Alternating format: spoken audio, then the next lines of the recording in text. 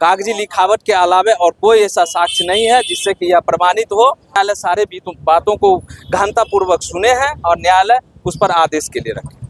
8 मई शुक्रवार का दिन और हमने ये देखा किस तरीके से बीपीएससी टीआरई 4 को लेकर हजारों अभ्यर्थी सड़कों पे थे और एक ही मांग कि बीपीएससी टीआरई 4 को लेकर नोटिफिकेशन जारी किया जाए।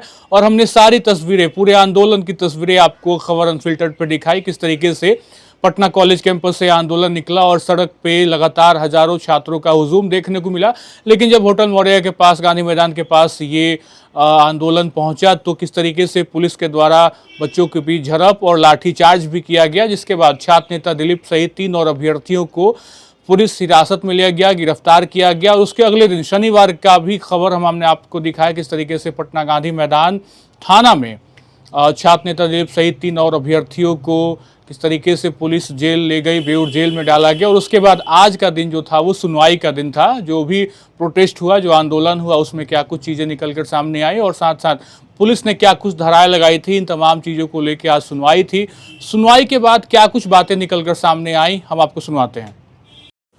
आज सुनवाई था सर, छात्र नेता दिलीप जी सहवाग जी उनके सहपाठी, तो क्या कुछ बात हुआ अंदर को?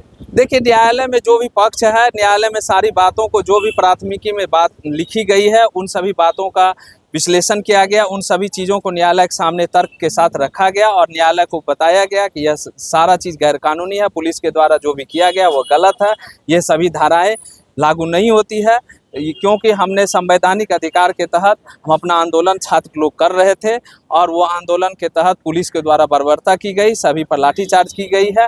और न्यायालय उन सारी बातों को सुनने के बाद, उस सारी चीज़ों को देखने के बाद आदेश पर रखे हैं। देखिए न्यायालय की क्या आदेश होती है, जो भी आदेश होगा फिर बताया जाएगा। कब तक फिर सर, फिर क्या लग रहा है आपको, विलम्ब होगा या फिर 1-2 दिन में निकल? 1-2 दिन में आदेश, न्यायालय का जो भी आदेश होगा वो सामने 1-2 दिन में आएंगे, फिर आप लोग को बताया जाएगा। क्या लग रहा है, छात्रों के पक्ष में कहीं न कहीं मजबूती रखने का प्रयास किया गया? निश्चित रूप से जो भी पक्ष है, जो भी कानूनी प्रक्रिया है, जो भी कानूनी बात है वो रखा गया है, कानूनी बात बताया गया है। न्यायालय सारे बातों को गहनतापूर्वक सुने हैं और न्यायालय उस पर आदेश के लिए रखे। पुलिस प्रशासन द्वारा बताया जा रहा है कि कहीं न कहीं प्रशासन को भी चोट लगा है कि अधिकारियों को। देखिए, उन सारे मुद्दों पर भी न्यायालय में सारा तर्क दिया गया है। कोई इस तरह की साक्ष्य पुलिस के द्वारा न्यायालय में प्रस्तुत नहीं की गई है। सिर्फ कागजी लिखावट के अलावा और कोई ऐसा साक्ष्य नहीं है जिससे कि यह प्रमाणित हो कि जो पुलिस पर कोई भी किसी तरह का छात्रों के द्वारा गलत प्रयोग किया गया या अभद्र व्यवहार किया गया, ऐसा कोई भी साक्ष्य नहीं है।